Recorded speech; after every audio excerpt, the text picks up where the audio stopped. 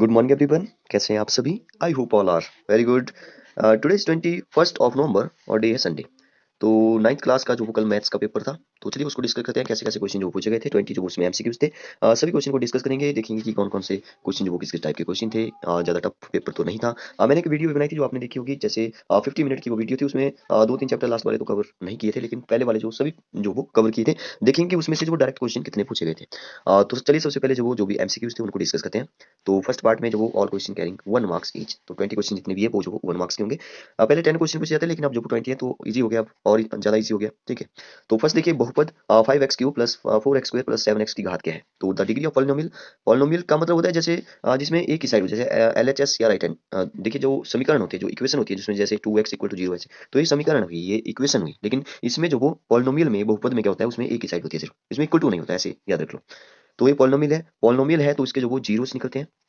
या बहुपद है तो उसके शून्य निकलते हैं। अगर समीकरण हो तो उसके रूट निकलते हैं, उसके मूल निकलते हैं। ठीक है, निकलते वैसे ही हैं, थोड़ा सा सेम ही तरीका है, लेकिन उसके जो वो नाम अलग अलग है। ठीक है, तो ये जो वो शायद त्रिघात है, त्रिघात मतलब कि इसके जो वो तीन मतलब कि सबसे बड़ी घात जो वो तीन है यहाँ पे। तो यहाँ पे अगर पूछा जाए कि इसकी जो घात क्या है, इसकी डिग्री क्या है, तो डिग्री पूछिए यहाँ पे। तो जो सबसे बड़ी पावर होती है वही इसकी डिग्री होती है। तो 3 सबसे बड़ी पावर है, देखिए एक्स की सब, क्योंकि जो पॉलिनोमियल है, जो बहुपद है वो एक्स में है। तो एक्स की सबसे बड़ी घात क्या है, 3 है, तो 3 इसका सही आंसर हो जाएगा। नेक्स्ट क्वेश्चन देखिए। इसमें पूछा है कि बहुपद, ठीक है, एक बहुपद दिया है, इसमें जो एक्स स्क्वायर का गुणा, तो एक्स स्क्वायर के साथ क्या गुणा हो रहा है, तो ये सब कुछ जो मैंने बताया था कल, एक्स स्क्वायर यहाँ पे एक्स स्क्वायर, तो इसके साथ कुछ भी गुणा नहीं हो रहा है, कुछ भी नहीं, तो मतलब 1 है। नेक्स्ट देखिए क्वेश्चन नंबर 3, बिल्कुल इजी सा पेपर था। यहाँ पे देखिए एक बहुपद का एक बहुपद दिया है, ठीक है, 5x - 4x² प्लस 3 का में जो बहुपद का शून्य है, तो शून्य जो वो यहाँ पे निकालना पड़ेगा। अच्छा, ये जो क्वेश्चन है शायद यहाँ पे, ये तो क्योंकि 4x², ठीक है, इसको थोड़ा सा चेंज करके जो वो -4x², ठीक है, पावर जो पहले ले आया मैं, बड़ी पावर जो पहले रखते हैं हम लोग। तो प्लस का 5x है और प्लस का 3 है, इसको थोड़ा सा माइनस भी यहाँ से हटाएं तो ये कुछ इस तरह से बन जाएगा, माइनस से मल्टीप्लाई हो जाएगा, 5x - 3, कुछ इस तरह से बहुपद बन जाएगी, पॉलिनोमियल बन जाएगी। लेकिन इसने पूछा कि बहुपद में शून्य, देखिए ये क्योंकि क्वाड्रेटिक है, द्विघात है, तो इसके दो शून्य निकलेंगे। अगर इसने नंबर ऑफ जीरोस पूछा होता, नंबर ऑफ बहुपद की संख्या पूछी होती, तो दो होती। ठीक है, लेकिन इसका मतलब है कि अगर देखिए क्वेश्चन में शायद गड़बड़ लग रही है मुझे, क्योंकि क्वेश्चन में जो वो, हाँ, अगर शून्य पूछा है कि कितने शून्य निकलेंगे, तब तो दो निकलेंगे, क्योंकि ये द्विघात बहुपद है। ठीक है, तो इसके जीरोस निकलेंगे, दो शून्य निकलेंगे, दो इसका सही आंसर होगा। लेकिन अगर इसने बोला होता कि इसके जो वो शून्य इसका शून्य क्या है, कौन सा इसका शून्य क्या है, तो आपको चेक करना पड़ेगा। लेकिन इतना कठिन क्वेश्चन जो वो आपसे नहीं पूछेगा शायद। तो इसका मतलब ये क्वेश्चन ही गलत है। चलिए देखते हैं इसके शून्य के जो वो कैसे निकालने। जैसे अगर मैं इसको थोड़ा सा चेंज करूँ तो ये बन जाएगा 4x², जैसे मैंने पहले लिखा था, माइनस के 5x और माइनस का 3। अगर इसको मैं ऐसे करूँ, एक्स की एक्स निकाल करके, तो b² हो जाएगा, b² minus b² plus minus यहाँ पे होता है b² - 4ac। ठीक है, b² - 4ac अपॉन 2a, कुछ इस तरह से। b² का मतलब है, b मतलब कि 5 है, 5 का स्क्वायर 25 हो गया, 25 बीच में प्लस माइनस। अब ये जो b² है, ये इसका मतलब है b² 25 आ गया फिर से, माइनस 4ac, 4 4 जा होता है 16, 16 3 जा होता है 16, 3 जा 48, तो 48। अच्छा, यहाँ पे प्लस हो जाएगा क्योंकि ये सी जो माइनस वाला है। तो अगर मैं इसको प्लस करूँ तो ये बन जाएगा 7 48 3 और 6, और यहाँ पे हो जाएगा 73 के ऊपर अंडर रूट आ जाएगा। मतलब कि ये अच्छे से सॉल्व नहीं हो रहा है, अच्छे से सॉल्व नहीं हुआ, तो उसका मतलब है कि इनमें से कोई वैल्यू तो नहीं होगी, इसमें से कोई वैल्यू, मतलब कि ये जो चार ऑप्शन है इसमें से कोई ये एक भी शून्य नहीं हो सकता। ठीक है, इसका कोई भी शून्य नहीं हो सकता। तो इसका मतलब है क्वेश्चन जो वो यहाँ पे पूछा था, द नंबर ऑफ जीरोस लिखना चाहिए था, तो दो इसकी जीरोस निकलेंगी। ठीक है, अंडर दो क्या है, अंडर दो की वैल्यू भी कल मैंने बताई थी, तो 1.414 होती है इसकी वैल्यू, और अंडर थ्री की बताई थी 1.7321। ठीक है, ये इसकी वैल्यू है अंडर थ्री की। तो एक अपरिमेय संख्या है, इरेशनल नंबर है, तो इरेशनल जो इसका सही आंसर हो जाएगा। नेक्स्ट देखिए, यस, नेक्स्ट है कि यदि दो रेखाएं परस्पर प्रतिच्छेद करती है तो शीर्षा विमुख कोण जो वो क्या होते हैं। ठीक है, दो, तो देखते हैं, जैसे एक रेखा ऐसे गई, एक रेखा ऐसे गई, तो ए वाला कोण और ए वाला कोण क्या होगा, बराबर होगा। ठीक है, बराबर होगा, तो बराबर जो इसका सही आंसर हो जाएगा। अच्छा, अगर अगर बोलें कि तो इसका जो सही आंसर हो जाएगा वो हो जाएगा बराबर इक्वल। ठीक है, जैसे ऐसी लाइन जा रही है, तो ए वाला एंगल और ए वाला एंगल इक्वल होंगे, और ए वाला इक्वल होंगे, तो यहाँ पे अगर मैं इसको ए मान लिया और इसको बी मान लिया, इसको सी मान लिया, इसको डी मान लिया, तो ए और बी को प्लस करके, ठीक है, या मैं ऐसे बोलूँ कि ए और डी को प्लस करके जो 180 बन रहा है। ठीक है, तो सी और बी को प्लस करके 180 बन रहा है, टोटली जो एंगल है वो 360 का बनेगा। ठीक है, तो यहाँ पे जो वो बराबर होगा इसका सही आंसर। ठीक है, इक्वल हो जाएगा। ये पूछ रहा है कि बिंदु 5 और -3 किस चतुर्थांश में, तो ये भी बताया था कि जैसे इसमें जो भी एक पॉइंट लिया मैंने फर्स्ट पॉइंट में, तो इसके इसमें तो दोनों पॉजिटिव होते हैं। इसमें जो वो ए एक्स एक्सिस वाली लाइन है, तो एक्स नेगेटिव हुआ और वाई पॉजिटिव हुआ। ठीक है, मैंने फिक्स्ड ऑर्डर के बारे में बताया था, एक्स पहले होगा, वाई बाद में होगा। अगर यहाँ पे देखें तो दोनों ही माइनस के होंगे। ठीक है, और यहाँ पे देखें तो एक्स जो प्लस का और वाई माइनस का होगा। तो इसने बोला कि एक्स प्लस का है, देखिए 5 जो प्लस का है, क्योंकि एक्स पहले होगा और वाई बाद में होगा, तो एक्स जो वो प्लस का है, वाई माइनस का है, तो थर्ड क्वाड्रेंट में लाइज करेगा, थर्ड क्वाड्रेंट, थर्ड तीसरा चतुर्थांश। तो C is the right option. Next सोचने के, प्रतिवर्ती कोण का माप कितना होता है, प्रतिवर्ती का मतलब होता है रिफ्लेक्स एंगल। तो रिफ्लेक्स एंगल, हाँ यस, यहाँ पर है। तो रिफ्लेक्स एंगल होता है जैसे ये मैंने ऐसे बनाया, यहाँ से यहाँ तक तो 90 डिग्री होता है, आपको पता है, ठीक है। 90 डिग्री के एंगल को राइट एंगल बोलते हैं। 90 से कम को जो वो एक्यूट एंगल बोलते हैं। 0 और 90 के बीच में जो भी हुए एंगल, वो जो एक्यूट एंगल। अगर 90 से आगे चला जाए और 180 से पीछे हो, तो उसको बोलते हैं ऑब्ट्यूस एंगल। क्या बोलते हैं, ऑब्ट्यूस एंगल बोलते हैं, ठीक है। न्यून कोण बोलते हैं इसको, और अवनमन कोण बोलते हैं इसको, ठीक है, हिंदी में। और इसको जो वो यहाँ से यहाँ तक जो वो कौन सा हो गया, ऑब्ट्यूस एंगल हो गया। 180 डिग्री के एंगल को स्ट्रेट एंगल बोलते हैं, क्योंकि स्ट्रेट लाइन बनती है। रिजु कोण भी इसको हिंदी में बोला जाता है। जो 180 से आगे चला जाए, तो 360 से कम हो, ठीक है, 360 से कम हो, तो उसको बोलते हैं रिफ्लेक्स एंगल। तो इसका आंसर होगा कि 180 से बड़ा और 360 से छोटा। तो देखिए एक्स जो वो कहाँ लाइज कर रहा है, 180 से बड़ा और 360 से छोटा, ठीक है।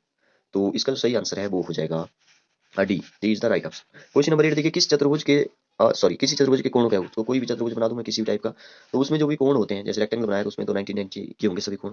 तो इनको प्लस करें तो 360 आ जाएगा। तो 360 डिग्री जो इसका सही आंसर होगा। अगर त्रिभुज का पूछा होता तो त्रिभुज में जो वो 180 डिग्री का होता है, ठीक है। तो इसका एक फार्मूला है जो आपको पता होगा, तो उससे आप निकाल सकते हैं। अगर त्रिभुज होगा, पंचभुज होगा, जो भी होगा, पेंटागन होगा, हेक्सागन होगा, एक समद्विबाहु त्रिभुज की बराबर भुजाओं के सम्मुख कोण होते हैं। तो सम्मुख कोण, एक समबाहु त्रिभुज है, समद्विबाहु है, मतलब कि आइसोसेलेस है। तो आइसोसेलेस में जो वो ऐसे कुछ इस तरह से बना दी मैंने। मान लो इसकी ए वाली साइड और ए वाली साइड इक्वल है, ए वाली और ए वाली, ठीक है। दोनों जो वो समद्विबाहु त्रिभुज है, तो उसको जो सम्मुख कोण होंगे, जैसे मान लो 90 है तो ये भी 90 होगा, ठीक है। ए मान लो 30 है तो ये भी 30 होगा। तो सम्मुख कोण जो वो यहाँ पे बराबर होते हैं, ठीक है, सम्मुख कोण बराबर। तो इसका सही आंसर होगा इक्वल। एंड क्वेश्चन नंबर 10 देखिए, रिजु कोण मतलब कि स्ट्रेट एंगल की बात करें, अभी आपको बताया, तो 180 डिग्री इसका सही आंसर होगा। क्वेश्चन 11 देखिए, 11 11 11, यस यहाँ पे है 11। तो देखिए स्ट्रेट एंगल तो 180 डिग्री। आगे बचा परिमेय संख्या का दशमलव प्रसार या तो डैश होता है या तो अनवसानी आवर्ती होता है, ठीक है। The decimal expansion of rational number is either dash और नॉन टर्मिनेटिंग रिकरिंग। तो या तो वो टर्मिनेट हो जाएगा या तो नॉन टर्मिनेटिंग होगा। तो टर्मिनेटिंग इसका सही आंसर होगा। या तो टर्मिनेटिंग मतलब कि या तो शांत होगा या तो अशांत हो जाएगा, ठीक है। तो टर्मिनेटिंग या नॉन टर्मिनेटिंग रिकरिंग, तो टर्मिनेटिंग इसका सही आंसर होगा, ठीक है। टर्मिनेटिंग शांत जो इसका सही आंसर होगा। नेक्स्ट देखिए, हाँ ये भी बताया था। तो क्वेश्चन नंबर 12 देखिए, 16 के बारे में, ये तो डायरेक्ट ही मैंने बताया था कि 16 के बारे में 3/2 है। तो 16 के पहले जो वो आपने वाज्य गुणनखंड फैक्टर निकाल लिया, ठीक है। तो ये आ जाएगा 2, जैसे मैं निकाल लेता हूँ। 16 लिखा मैंने यहाँ पे, 2 से 8 से गया, फिर 2 से 4 से गया, फिर 2 से यहाँ पे 2 आ गया। 2 जो वो यहाँ पे शायद 4 टाइम्स आ रहा है। 2 कितनी टाइम्स आ रहा है, 2 मल्टीप्लाई 2 मल्टीप्लाई 2 मल्टीप्लाई 2, 2 2 जा 4, 4 2 जा 8, 8 2 जा 16। तो 2 4 टाइम, 2 की पावर में 4 एंड ऊपर है 3/2। तो जब हम पावर में होता है, जैसे 2 की पावर में m और 2 की पावर में n होता है, तो 2 की पावर में m मल्टीप्लाई n करते हैं, ये भी फार्मूला आपको बताया था। तो 4 मल्टीप्लाई बाय 3/2, यहाँ लिखा हूँ 4 मल्टीप्लाई बाय 3/2। तो 2 से 4 कैंसिल हो गया, 2 की पावर 2 1 जा 2, 2 2 जा 4, और 3 2 जा हो गया 6। तो 2 की पावर में कितना बचा, 6 बचा है। तो 2 की पावर में 6 का क्या मतलब है, 2 की पावर में 6 मतलब कि 2 मल्टीप्लाई 2 मल्टीप्लाई 2, 6 टाइम मल्टीप्लाई करना है इसको, ठीक है। 2 2 जा 4, 4 2 जा 8, 8 2 जा 16, 16 2 जा 32, और 32 2 जा होता है 64। यस 64 जो इसका सही आंसर होगा, 64 is the right answer. Next बोल रहा है कि क्वेश्चन नंबर 13, 4 में से एक ऐसा नंबर जो कि इरेशनल हो, ठीक है, क्योंकि ये अंडर के अंदर जो परफेक्ट स्क्वायर नहीं है, तो इसको अगर माइनस करें तो वो संख्या अपरिमेय होगी, ठीक है। तो आपको बताना चाहिए कि एक इरेशनल नंबर को, ठीक है, देखिए रैशनल नंबर को डिवाइड करते हैं जब, कोई रैशनल नंबर लिखा मैंने, इसको जब डिवाइड किया रैशनल नंबर के साथ, तो रिजल्ट जो वो रैशनल नंबर ही आता है, ठीक है। लेकिन अगर रैशनल नंबर को जो वो मल्टीप्लाई करते हैं हम लोग इरेशनल नंबर के साथ, ठीक है, रैशनल नंबर को इरेशनल नंबर के साथ मल्टीप्लाई करते हैं, तो वो इरेशनल नंबर ही आता है, ठीक है। लेकिन अगर रैशनल नंबर को जो वो हम लोग ऐड करते हैं इरेशनल में, ठीक है, तो वो नंबर इरेशनल ही रहता है, ठीक है। तो यहाँ पे आप सोच सकते हो कि इरेशनल ही रहेगा, क्योंकि एक इरेशनल है और इरेशनल ऐड करके देखते हैं, वो भी वही आएगा, ठीक है। अगर ऐसे बोले, मतलब अगर यहाँ तो चलो माइनस था, यहाँ पे प्लस है, सॉरी यहाँ पे मैंने प्लस बताया, यहाँ पे माइनस है, तो sum of rational and irrational number क्या होगा, ठीक है। तो वो इरेशनल ही होगा हमेशा, तो वो इरेशनल ही होगा। अगर मैं डिफरेंस बोलूँ, तो डिफरेंस जो वो रैशनल और इरेशनल का क्या होता है, वो भी इरेशनल ही होता है, अपरिमेय ही होता है, ठीक है। तो अपरिमेय ही इसका सही आंसर हो जाएगा, ठीक है। नेक्स्ट देखिए, क्वेश्चन नंबर 13 है। क्वेश्चन नंबर 14 देखते हैं। यस ये 14 क्वेश्चन। हाँ, 3 पद वाले बहुपद को क्या बताया, त्रिपदी कहा जाता है उसको, ठीक है। त्रिपद जो इसका सही आंसर होगा ट्राइनोमियल, ठीक है। ये जो क्यूबिक है, इक्वेशन की बात करें, पावर की बात करेगा, ठीक है। जो पावर जो एक्स की सबसे बड़ी पावर 3 होगी, तो वो क्यूबिक बहुपद या क्यूबिक पॉलिनोमियल होगी, ठीक है। तो यहाँ पे तो पद की बात करें, तो पद मतलब कि पद का मतलब है टर्म्स की बात करें, कितनी टर्म्स है उसमें, तो वो ट्राइनोमियल की बात करें। 3 पदों वाले को ट्राइनोमियल, एक पद वाले को लीनियर, और 2 पद वाले को बाइनोमियल कहा जाता है। क्वेश्चन नंबर 15 देखिए। अच्छा, किस चतुर्थांश में फिर से क्वेश्चन पूछा गया, मतलब कि यहाँ पे एक्स जो वो माइनस है और वाई जो वो प्लस वाला है, तो एक्स माइनस और वाई प्लस जो वो सेकंड क्वाड्रेंट में होता है। आप यहाँ पे देख सकते हैं, यहाँ पे जो वो एक्स माइनस होता है, क्योंकि ये माइनस वाली लाइन है, यहाँ से इस साइड माइनस, और वाई जो प्लस वाला होता है, तो सेकंड क्वाड्रेंट में लाइज करें, सेकंड क्वाड्रेंट जो उसका सही आंसर होगा।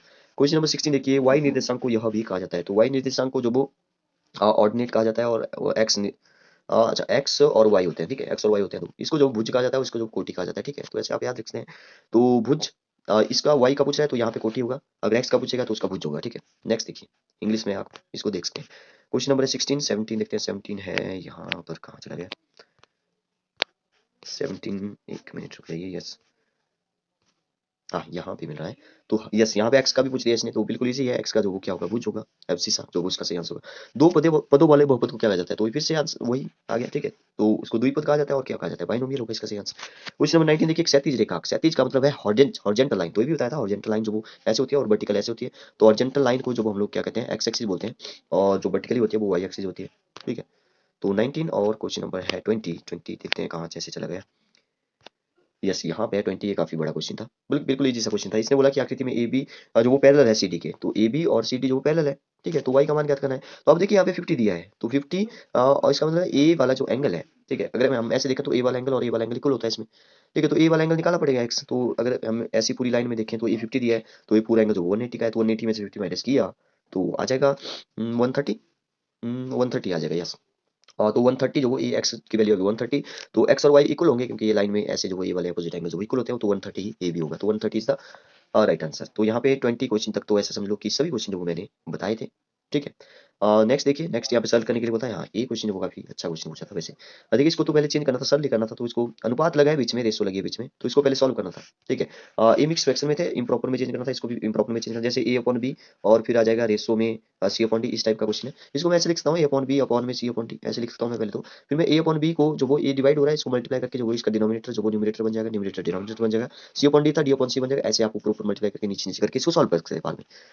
हाँ नेक्स्ट है, बताइए कि किस चतुर्थांश में स्थित है, तो ये तो बहुत ही इजी था, ऐसे बनाना था आपने रफ वर्क में। तो -3 इसके इक्वल टू में ऐसे भी लिखते हैं कि -3 मतलब कि x माइनस का है और y प्लस का है, तो x माइनस का जो वो सेकंड क्वाड्रेंट में, y प्लस का सेकंड क्वाड्रेंट में होता है, तो ये सेकंड क्वाड्रेंट में लाइज कर रहा है, तो ऐसे बताना था इसको कि कौन कौन से क्वाड्रेंट में लाइज करते हैं।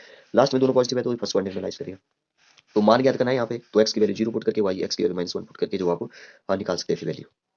हाँ नेक्स्ट क्वेश्चन है क्वेश्चन नंबर 29, जांच कीजिए कि बहुपद बहुपद दिया है कि यहाँ पे टी में है, ठीक है। ये त्रिघात बहुपद है, 3 है क्योंकि इसकी सबसे बड़ी पावर, सबसे बड़ी शक्ति जो है यहाँ पे टी की 3 है। तो इसने पूछा कि ये जो इसका गुणज है कि नहीं है। जैसे मान लो 15 लिखा, तो मैं बोलूँ कि 15 जो वो 3 का गुणज है क्या नहीं है, मतलब कि 3 के गुणज में आता है, 3 के मल्टीपल में आता है कि नहीं आता है। तो आप क्या करेंगे, आप डिवाइड करके चेक करेंगे। 15 जो वो 3 से डिवाइड हो जाता है, 5 3 से 15 होता है, तो इसका मतलब इसका गुणज है। तो आप यहाँ पर भी डिवाइड करके ही चेक करेंगे, ठीक है। इसको जो वो इसके साथ डिवाइड करेंगे, अब डिवाइड करना आपको आना चाहिए, ठीक है। तो ये आपको आना चाहिए था, तभी आप इस क्वेश्चन को कर पाएंगे। 29 है।